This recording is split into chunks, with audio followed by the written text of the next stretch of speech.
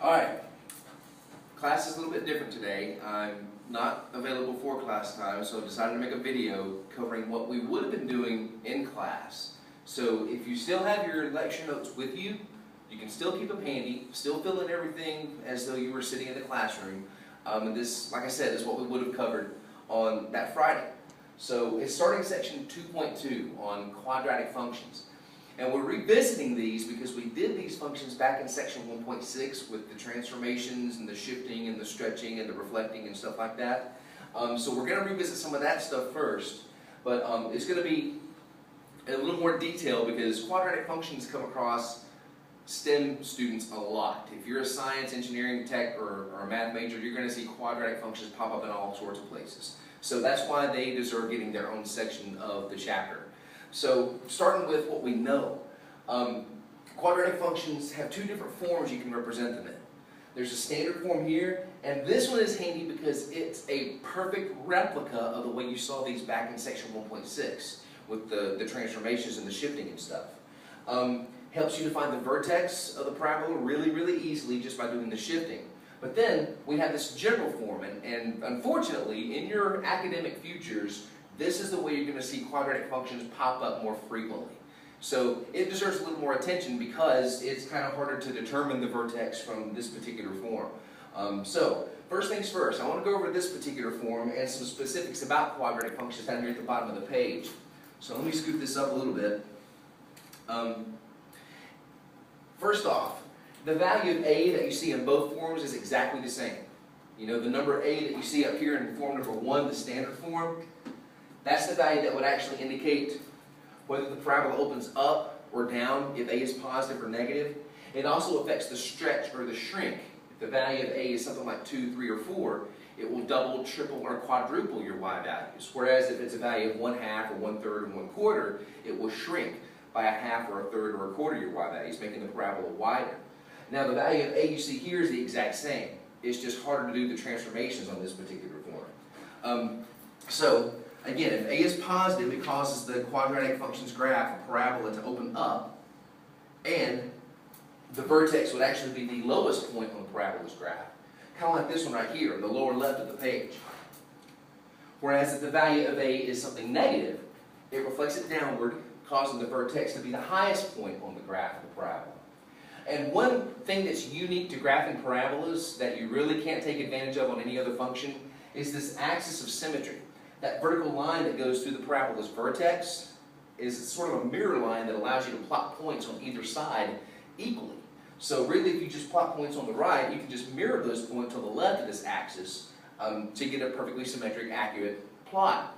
So the first example I want to show you is essentially a section 1.6 problem with the transformations, but tying in all the information that you need to discern from a quadratic function itself. So flip your page, go to page 2, and do some examples that use this standard form of a quadratic function. This one, it's almost identical to a 1.6 problem. You know, this would indicate taking the basic squaring graph, shifting it 1 unit to the left, 1 unit to the right, and then 8 units down after you've doubled the y values. So all those transformations that you did back in section 1.6 still come into play right here. So if we do the graph first, you can get a lot of this information sometimes directly from the graph. So, remembering all those transformations, the 2 will actually double your y values.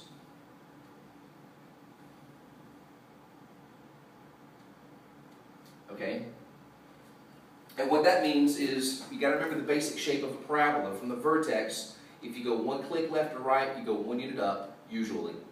2 clicks left or right, 4 units up. 3 clicks left or right, 9 units up. Those y values that you're going up by actually get doubled in this case. Alright? And then the shifting that's involved, you're going to go 1 unit right and 8 units down. So if I just start my shifted vertex point, you know, usually it starts here from the origin and opens upward. So if I go 1 click to the right, and then 1, 2, 3, 4, 5, 6, 7, 8 units down, the vertex is down here in the very bottom of your graphing window. Okay? And then from here, this is your shifted origin point. Remember, from wherever the vertex falls, if you go 1 click to the right, you usually go 1 unit up in the y direction. If you go 2 clicks to the right, you usually go 4 units up in the y direction. Well, based on the double that you put on the y values, what you want to do is just do the same x's, but double the y's that correspond to them. So, if I go 1 click to the right, I go 2 clicks up. If I go 2 clicks to the right, instead of the usual 1, 2, 3, 4, I've actually got to double that to 5, 6, 7, 8. Okay?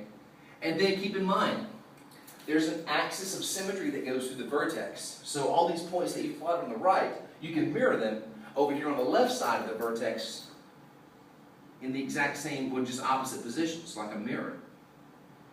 So yeah, if you go 1 click left, 2 clicks up, 2 clicks left, 8 clicks up, so that way you can see the symmetry of the parabola ideally. And then connect it with as good a parabola as you can freehand. You don't have to go too terribly high because that's really giving you a good representation of the graph. I'm right-handed, so I had to flip my paper to do this. All right. And so that's what this graph turns out to look like. Just a pretty good representation of that parabola's graph. Now, all the information you have to discern, you can get directly from the graph in this case. For example, the vertex. The vertex is the most important point on a parabola's graph. It's this point where the origin gets shifted to. In this case, it's the absolute minimum of the parabola. So the vertex is located 1 right and 8 down from the origin. And notice, in the equation up here, the value that's paired with x is actually telling you the x-coordinate of the vertex, but be careful. That -1 means 1 unit to the right. So your x-coordinate of the vertex is +1. But the -8 right here represents the fact that you've gone down 8 in the y direction. So you actually keep the same sign as the -8 to list your y-coordinate for the vertex. So the vertex is +1, -8, based on the transformation we did to it. The domain. You got to think back to section 1.7 here.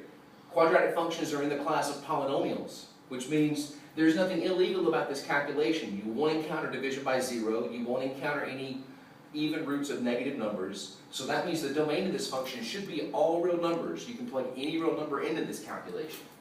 And you can represent it as the interval -infinity to infinity. The range, however, is affected by 2 things. The position of the vertex and the direction the parabola opens. If you flatten this graph to the y-axis, the least y value is right down here at -8. So the range technically has a beginning point at -8. And then these arrows indicate upward. So the range goes from -8 all the way to infinity. Looking like this is an interval. Okay. So far so good? Okay, I guess you really have no way of answering that. But anyway, that's just sort of my way of checking in with you. The x-intercepts. We actually plotted this accurately. Remember, after going from the vertex 2 clicks right and 2 clicks left, we went 8 clicks up, and we ended up flush on the x-axis. So if you did the graph first, in this case, you can just get the x-intercepts directly from the graph. The x-intercepts are -1, 0 and +3, 0.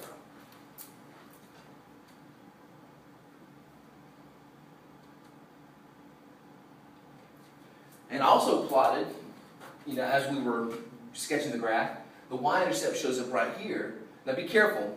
You got to make sure you get this thing's coordinates relative to the origin. Here's the origin.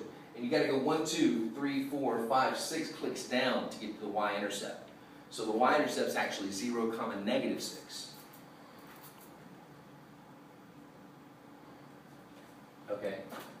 And so if you just build on what we did in section 1.6, the graphing and a lot of the incidental information that you need for a quadratic function can be detailed right there from the graph. The only trick is, if your x-intercepts don't happen to show up as grid points like this, you'd have to go through some algebra to determine these x-intercepts. And let me show you that. Remember the usual steps in finding x-intercepts? You set y equal to 0, and then you solve for x.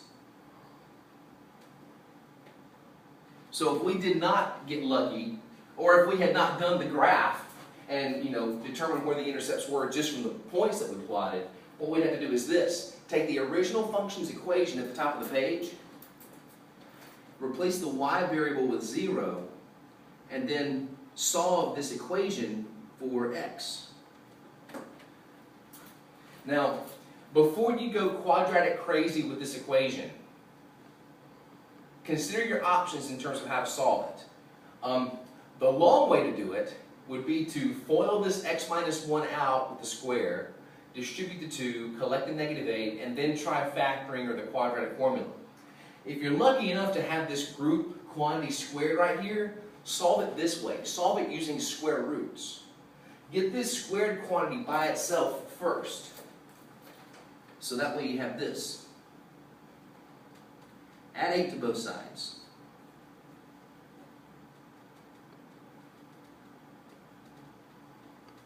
Okay. One step closer to having that squared quantity by itself. Now divide both sides by 2.